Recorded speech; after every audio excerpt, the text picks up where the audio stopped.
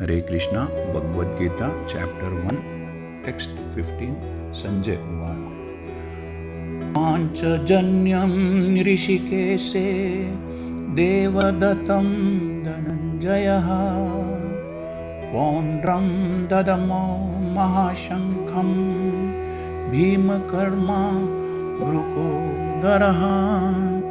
हर एक योद्धा के शंख का अपना एक नाम होता था। संजय इस श्लोक में बता रहे हैं कि भगवान श्री कृष्ण ने अपना पांचजन्य नामक शंख बजाया।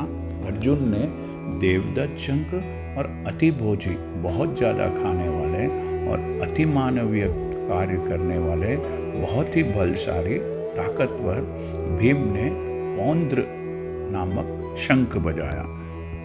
Lord Krishna blew his conch shell called Panchajanya.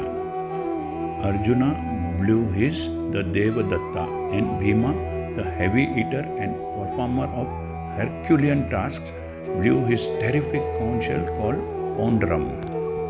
इंद्रियों के स्वामी को ऋषिकेश कहा जाता है। इस श्लोक में भगवान श्री कृष्ण को ऋषिकेश कहा गया है क्योंकि वे सभी इंद्रियों के स्वामी हैं और सभी जीव श्री कृष्ण के भिन्न अंश है, उनके अंग प्रत्यंग है, उनके विभिन्न डिफरेंट पार्ट्स ऑफ बॉडी है। अतः जीव की इंद्रियां भी उनकी इंद्रियों के अंश है, उन्हीं के इंद्रियों का एक हिस्सा है। Lord Krishna is referred to as Rishikesha in this verse because he is the owner of all senses. The living entities are part and parcel of him, and therefore the senses of the living entities are also part and parcel of his senses. क्योंकि निर्विशेषवादी जीवों की इंद्रियों का कारण बताने में असमर्थ है, इसलिए वे जीवों को बिना इंद्रियों के या निर्विशेष कहने के लिए उत्सुक रहते हैं। The impersonalists cannot account for the senses of the living entities, and therefore they are always anxious to describe all living entities as senseless or impersonal. भगवान सभी जीवों के हृदय में स्थित होकर उनकी इंद्रियों का, उनके सेंसेस का निर्देशन डायरेक्ट करते हैं। वे इस तरह निर्देशन डायरेक्ट करते हैं कि जीव उनकी शरण ग्रहण कर ले, उनके प्रति समर्पित हो जाए, उनको सरेंडर हो जाए। और खास करके स्पेशली विशुद्ध भक्त की, प्योर डिवोटी की इंद्रियों का, सेंसेस का तो वो प्रत्यक्ष निर्देशन करते हैं, डायरेक्ट कंट्रोल करते हैं, डायरेक्ट डायरेक्शन देते हैं।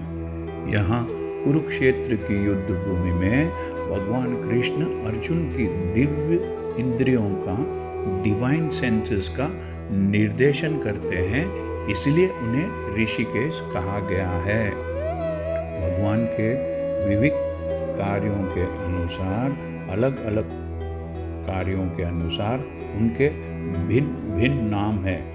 उदाहरणतः उनका एक नाम मधुसूदन है क्योंकि उन्होंने मधु नाम के एक दैत्य को, एक असुर को मारा था।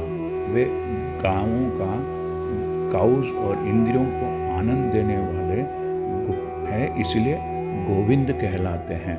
वासुदेव के पुत्र होने के कारण इनका नाम वासुदेव भी है। देव की माता के पुत्र होने के कारण इनका नाम देवकी नंदन है। वृंदावन में यशोदा के साथ बाल लीलाएं करने के कारण उन्हें यशोदा नंदन भी कहते हैं। अपने मित्र अर्जुन का सारथी बनने के कारण पार्थसारथी भी कहलाते हैं। इस प्रकार उनका एक नाम ऋषिकेश है क्योंकि उन्होंने कुरुक्षेत्र के युद्ध में अर्जुन का निर्देशन किया था। अर्जुन के इंद्रियों को, सेंसेस को सही राइट डायरेक्शन दिखाई थी। Among many names of Krishna, Krishna was also known as Rishikesh because he gave direction to the senses of Arjuna on the battlefield of Kurukshetra. इस श्लोक में अर्जुन को धनंजय कहा गया है क्योंकि जब उनके बड़े भाई युधिष्ठिर को विभिन्न यज्ञ संपन्न करने के लिए धन की आवश्यकता थी तो उसे प्राप्त करने में उन्होंने युधिष्ठिर की सहायता की थी। इस प्रकार भीम वृक्षोद्धर कहलाते हैं, क्योंकि जैसे वे अधिक खाते हैं उसी प्रकार वे अति मानवीय कार्य हरकुलियन टास्क करने वाले हैं, जैसा हिडिंबरा राक्षस का वध। अतः पांडवों के पक्ष में श्री कृष्ण और विभिन्न योद्धाओं डिफरेंट वॉरियर्स द्वारा विशेष प्रकार के शंखों को बजाया जाना युद्ध करने वाले सैनिकों के लिए अत्यंत ही प्रेरणाप्रद था, बहुत ही एनकरेजिंग था। विपक्ष में ऐसा कुछ न था, न तो परम निर्देशक भगवान श्री कृष्ण थे, न ही भाग्य की देवी लक्ष्मी थी। अतः युद्ध में उनकी पराजय निश्चित थी। शंखों की ध्वनि मानो यही संदेश दे रही है। The Kauravas were predestined to lose the battle, and that was the message announced by the sounds of the councils. हरे कृष्ण। यदि आपको यह चैनल पसंद आया है तो सब्सक्राइब दबाकर सब्सक्राइब कीजिए और इस चैनल को लाइक कीजिए। Thank you. हरे कृष्ण।